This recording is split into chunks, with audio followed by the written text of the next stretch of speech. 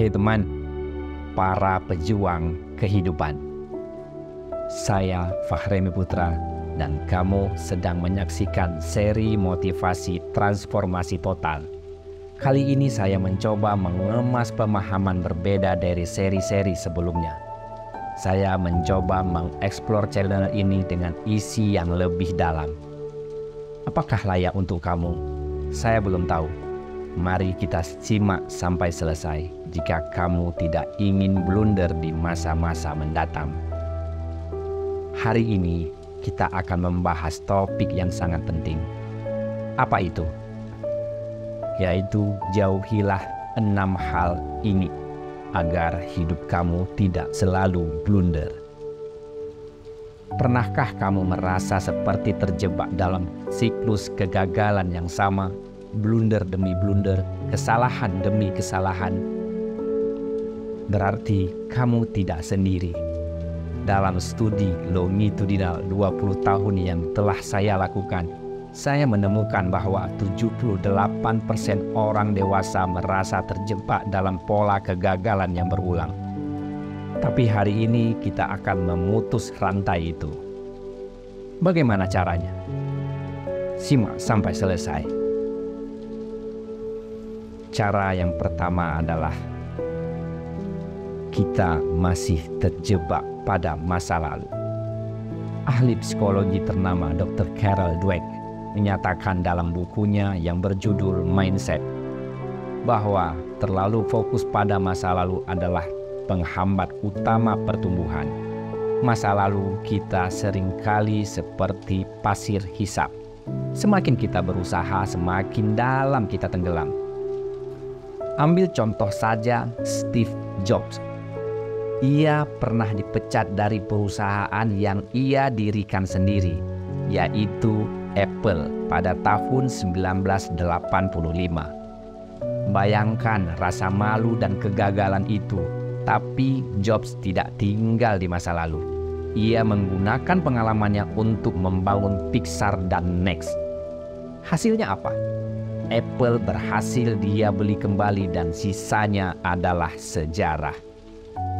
Kuncinya, jadikan masa lalu sebagai batu loncatan, bukan beban. Refleksikan, pelajari, dan lepaskan. Masa depan kamu jauh lebih besar dari masa lalu kamu.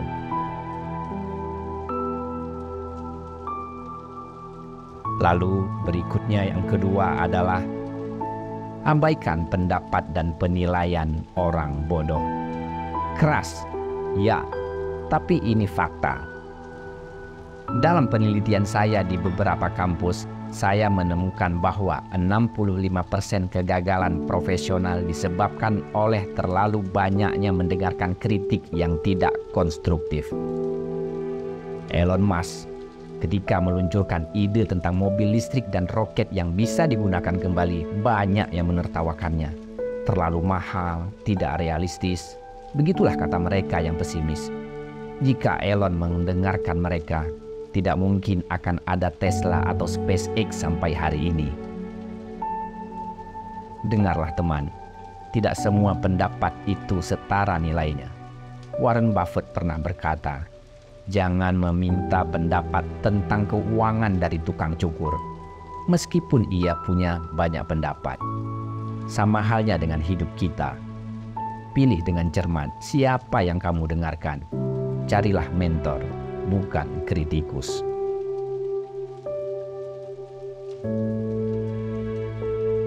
Dan yang ketiga adalah kita terlalu percaya diri.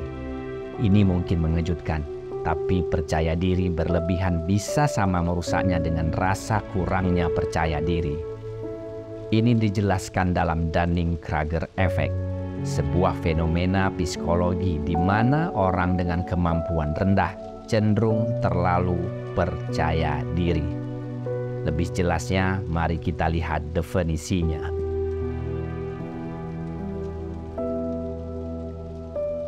Efek Dunning-Kruger adalah suatu bias kognitif ketika seseorang yang tidak memiliki kemampuan mengalami superioritas ilusif. Artinya ia merasa kemampuannya lebih hebat daripada orang lain pada umumnya. Bias ini diakibatkan oleh ketidakmampuan orang tersebut secara metakognitif untuk mengetahui segala kekurangannya. Biasanya orang tersebut cenderung memiliki watak keras kepala, merasa tahu, merasa sok jago, dan merasa pintar, merasa pendapatnya paling benar dan tidak pernah mau mendengarkan pendapat orang lain.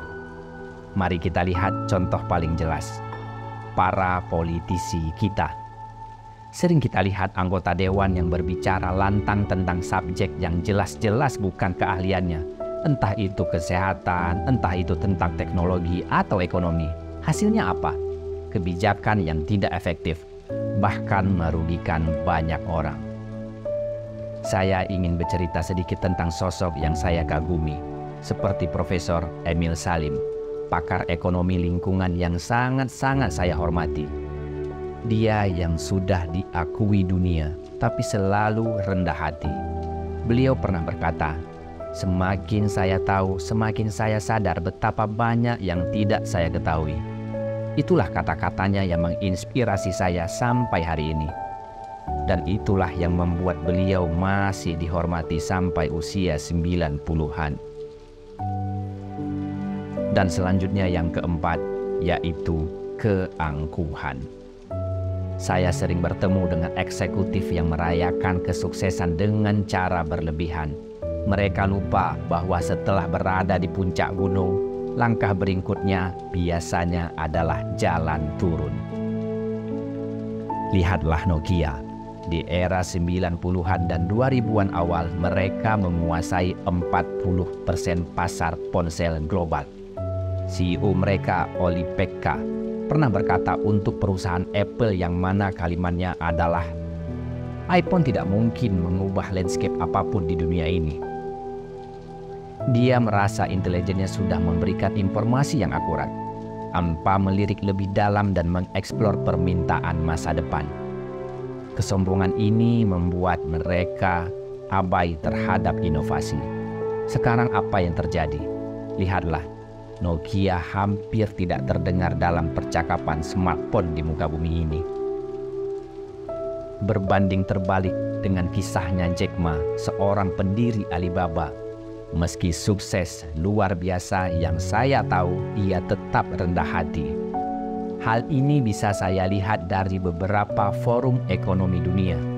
Ia pernah berkata, "Kami bukanlah perusahaan cerdas, tapi kami tahu harus terus belajar."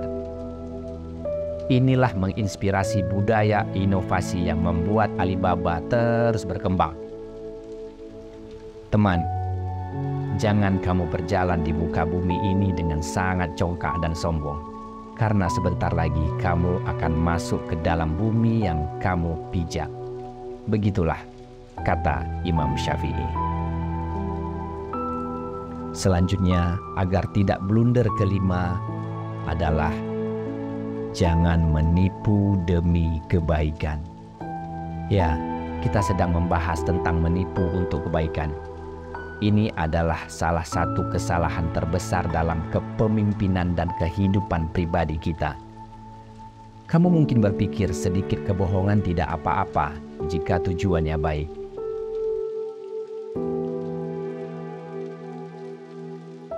Lihatlah kasus travel umroh dari First Travel adalah contoh pahit. Mereka menjanjikan paket umroh murah dengan alasan membantu umat. Padahal itu jelas-jelas skema Ponzi. Akibatnya apa? Lebih dari 60.000 calon jamaah tertipu. Total kerugian adalah 848 miliar.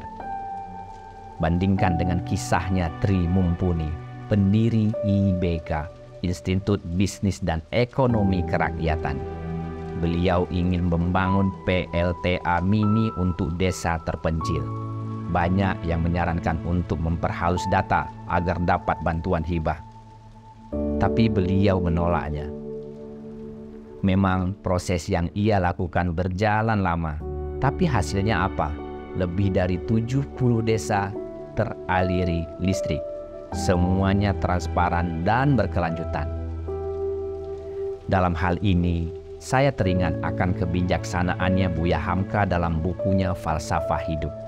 Beliau menulis, Orang yang membiasakan diri berdusta, lambat laun kedustaan itu akan mempengaruhi seluruh hidupnya, sehingga dia tidak dapat membedakan mana yang benar dan mana yang salah. Ini mengingatkan kita bahwa kebohongan sekecil apapun dan sebaik apapun niatnya tetap merusak integritas kita. Ini meracuni pikiran kita, sedikit demi sedikit hingga garis antara benar dan salah menjadi kabur. Bukankah lebih baik kita jujur dari awal, meski mungkin menyakitkan atau prosesnya lebih lama? Teman, di era yang penuh dengan fake news dan alternatif fake, kejujuran bukanlah lagi sekedar kebajikan. Ia adalah benteng terakhir kita. Menipu demi kebaikan mungkin terasa memudahkan jalan, tapi pada akhirnya hanya kejujuranlah yang akan membawa kita ke tujuan yang benar-benar baik. Dan yang terakhir, agar hidup kita tidak blunder adalah jangan mengkhianati siapapun. Ini bukan hanya tentang mengkhianati orang lain, dan mungkin yang lebih penting, yaitu mengkhianati diri sendiri. Kita ambil contohlah kasus Lipo Group dengan proyek Meikartaya. Diumumkan dengan gegap gempita pada tahun 2017, Meikarta dijanjikan sebagai Silicon Valley Indonesia. Danang Kemayanjati, Humas Lipo Karawaci, bahkan menyatakan semua perizinan ke Pemda Bekasi sudah diproses sesuai dengan peraturan yang ada, termasuk AMDAL. Pada waktu itu, investor dan pembeli unit percaya melihat reputasi Lipo. Tapi apa yang terjadi? Terungkaplah bahwa banyak sekali izin krusial yang belum diperoleh. Bahkan sebagian lahan masih dalam sengketa. Mereka yang sudah berkomitmen merasa terhianati. Saham Lipo anjlok dan reputasi perusahaan yang dibangun selama dekade hancur dalam hitungan bulan. Ini adalah pelajaran pahit tentang pengkhianatan korporasi. Demi keuntungan jangka pendek atau tekanan untuk terlihat sukses, mereka mengorbankan prinsip dasar, kejujuran pada stakeholder. Hasilnya, kepercayaan investor runtuh, karyawan kehilangan kebanggaan dan nama besar pun terseret-seret. Teman, semua yang saya sebutkan tadi semuanya bukanlah sekedar teori. Ini hasil dari bertahun-tahun pembelajaran orang lain, pengalaman saya pribadi. Saya juga pernah bangkrut di usia cukup muda, di usia 25 tahun terjebak dalam depresi sulit untuk bangkit. Tapi dengan menjauhi 6 hal ini, saya tidak hanya bangkit, saya berkembang. Ingatlah, blunder bukanlah akhir. Mereka adalah tanda bahwa kamu berani mencoba. Tapi jika kamu terus jatuh di lubang yang sama, mungkin ini waktunya untuk pindah jalur yang lain. Kamu punya potensi luar biasa. Sejarah penuh dengan orang-orang biasa yang melakukan hal-hal luar biasa. Mengapa tidak kamu kali ini? Mengapa tidak kita? Mulai hari ini, jauhilah 6 hal ini. Bangun hidup yang otentik, berani dan bermakna. Saya Fakhreni Putra. Sampai jumpa di sesi transformasi total berikutnya. Ingat, hidup kamu adalah mahakarya. Pastikan kamu yang memegang kuasnya.